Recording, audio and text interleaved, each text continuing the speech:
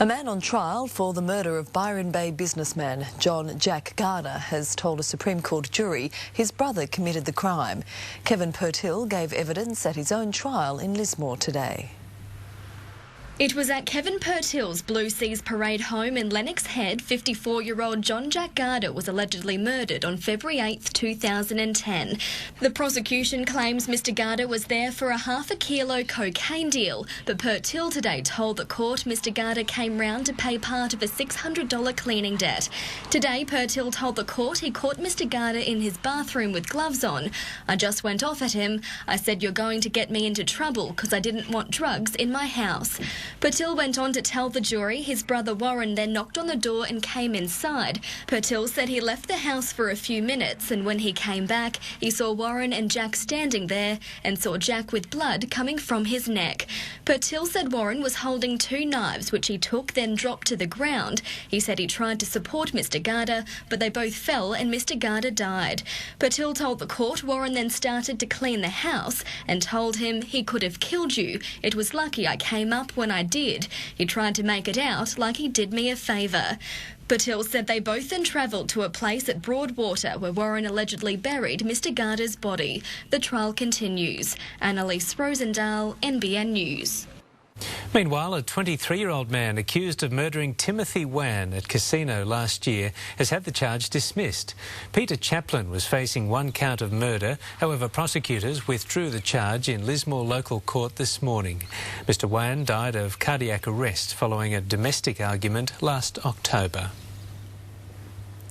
A second man accused of robbing and murdering Tama Cousins is planning to fight the charges. Cousins fell 31 stories to his death from his Surfers Paradise apartment earlier this month. Arrested in Byron Bay and extradited to the Gold Coast, 26-year-old Dion Pyatt from Hope Island faced court this morning charged with murder and armed robbery. Police allege he and co-accused Christopher Cairns held guns to Mr Cousins after a failed drug deal. Cousins then fell from his Beachcomber balcony to his death. Dion Pyatt is understood to have Fink spiky links. Outside court, his family wasn't talking. Do you know if he'll be fighting the charges? But his lawyer told the media his arrest has come as a surprise. Yes, we'll certainly be defending the charges, thank you. Mr Pyatt's mum and brother weren't just in court to support him today, but also his younger sister Ebony Pyatt, who appeared for her own matter. She's been charged with attempted murder.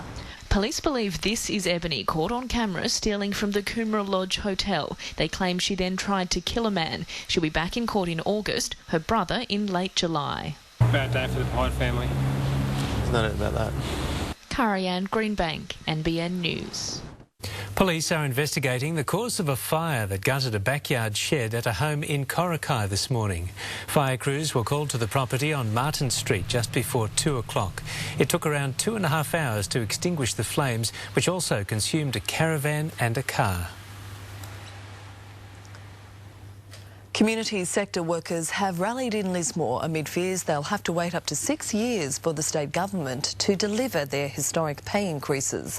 The wage hike was supposed to be rolled out from December, but unions claim the coalition is stalling. It's a plea these social, disability and community sector workers thought they'd finished crying.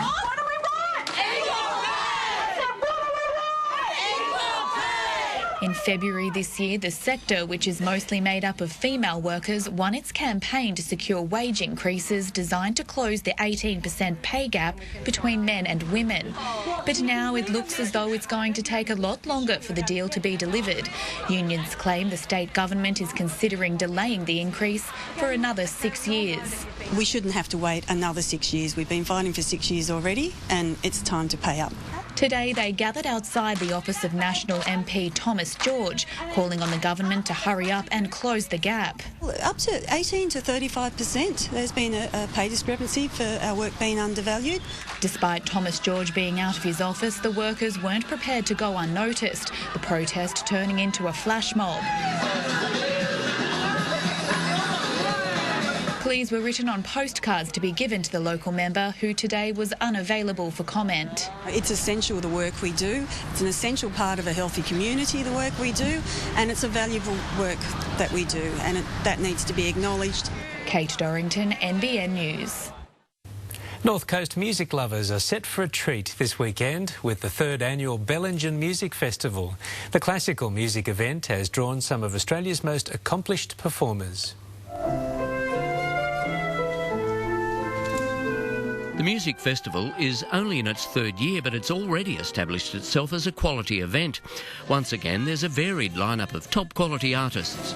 The Song Company, which is the major performers, they're performing on Friday night and Saturday night. They're internationally renowned and awarded vocal ensemble. The Bellingen Youth Orchestra will be among the performers, which also include classical guitarists, a string quartet and vocalists. As well as the 5 concerts, on Saturday there'll be a singing workshop with the Song Company, as well as the chance to perform. And people can subscribe to that and spend 2 or 3 hours learning how the Song Company achieve their wonderful sound. And people who subscribe or enrol in that workshop have the opportunity of performing with the Song Company. The music festival gets underway on Friday and wraps up in Bellingen on Sunday afternoon. Dennis Driver, NBN News.